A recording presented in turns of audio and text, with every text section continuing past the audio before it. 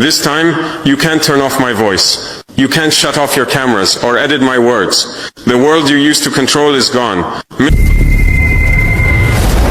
My name is Ibrahim Traore. You might know me as a young military leader, someone you call a radical or an anti-Western dictator, but today I'm here to tell the truth. I'm speaking directly to big news companies like CNN, BBC, France 24, New York Times, Washington Post, The Guardian, and Le Monde. I'm watching you. I'm keeping track of every lie you tell, every story you twist, and every truth you hide. This time, you can't turn off my voice. You can't shut off your cameras or edit my words. The world you used to control is gone. Millions of people will hear me now, without your filters, without your lies. I'm 34 years old. I grew up hearing your stories about Africa. As a child, I watched your news on TV. The pictures were always the same. Hungry children with flies on their faces, dry lands, wars and death. You told us this is Africa. You made us feel ashamed of our home, our people and our land. We believed you because we were young and didn't know better. But as I grew older, I started to read, ask questions and learn. I realized the Africa you showed us wasn't real. It was a story you made up. You wrote a script for us, and it was full of lies. The false story of Africa. You, the big news companies, have shown Africa in a bad way for years. You make it look like Africans are not human, like we are wild people who can't take care of ourselves. You show us as poor, helpless and lost, waiting for you to save us. Every day your TV screens and newspapers talk about hunger, war, sickness, corruption, terror and chaos. These are the only words you use for Africa. You never talk about hope, success, growth, strength, honor, pride or victories. Why? Because those words don't fit the story you want to tell. Let me ask you, have you ever made Africa's successes your big headlines? Have you told the world about Rwanda's amazing technology growth? Have you shown Ethiopia's huge project to plant millions of trees? Have you praised Botswana for its strong democracy? Have you talked about Kenya's smart business ideas and young entrepreneurs? No, you haven't. Those stories don't fit your plan. In your story, Africa can't be successful. If Africa is doing well, how can you justify taking our resources? If we're not poor and weak, why would we need your help? If we're not backward, how can you look down on us? I want to ask the people who run your newsrooms, have you ever thought about why Africa, a land full of riches, has so many poor people? Let me give you some facts, real numbers that show the truth. Africa's wealth and poverty. Africa has so much wealth, but our people don't see it. Here are some examples. Cobalt. Africa has 70% of the world's cobalt. Cobalt is used in your cell phones, computers, and electric cars. Most of it comes from Congo, but the people in Congo can't afford phones or computers. Why? Platinum. Africa has 90% of the world's platinum. Platinum is used in car parts, electronics, and medical tools. It comes from South Africa, but South Africans struggle with unemployment and poverty. Gold. Africa produces 30% of the world's gold. Countries like Mali, Burkina Faso, Ghana, and Tanzania have huge gold mines, but our people live in poverty while gold flows out of our lands. Diamonds. Africa supplies 65% of the world's diamonds. Countries like Botswana, Angola, Congo, and Sierra Leone produce billions of dollars worth of diamonds. But miners in those countries earn just $1 a day. Uranium. Africa has 35% of the world's uranium, which powers nuclear plants.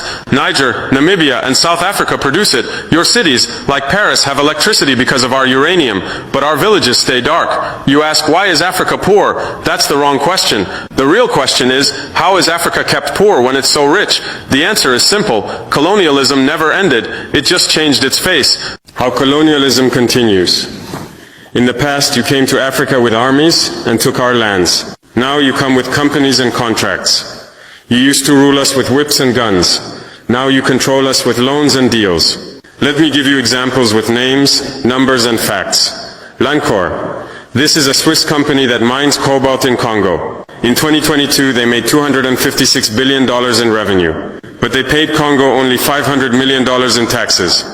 That's just 0.2% of their earnings.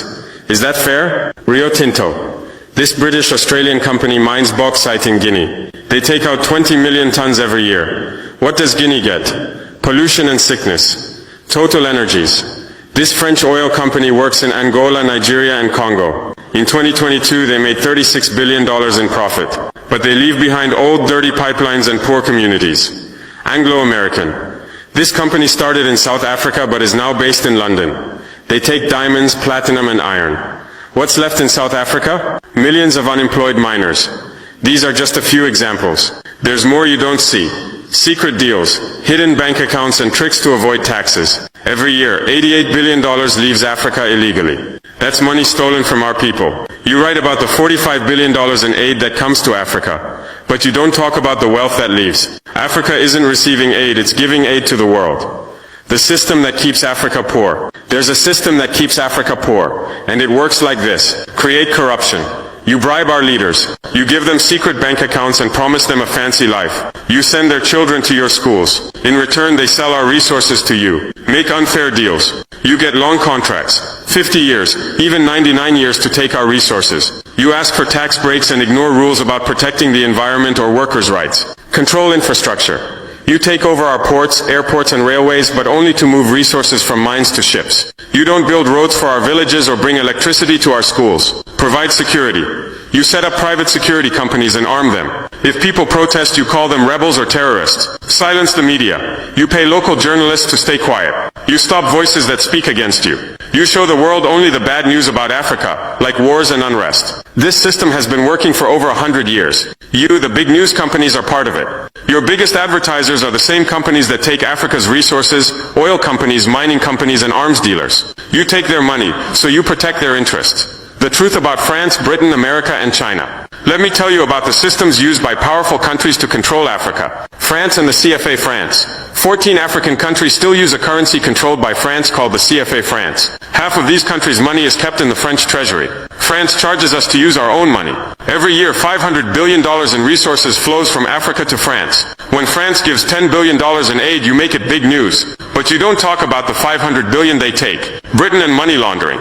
London is the world's center for hiding stolen money. Africa's wealth is moved through places like Jersey, Guernsey, the Cayman Islands, and the Virgin Islands, all controlled by Britain. You don't write about this. America and military control.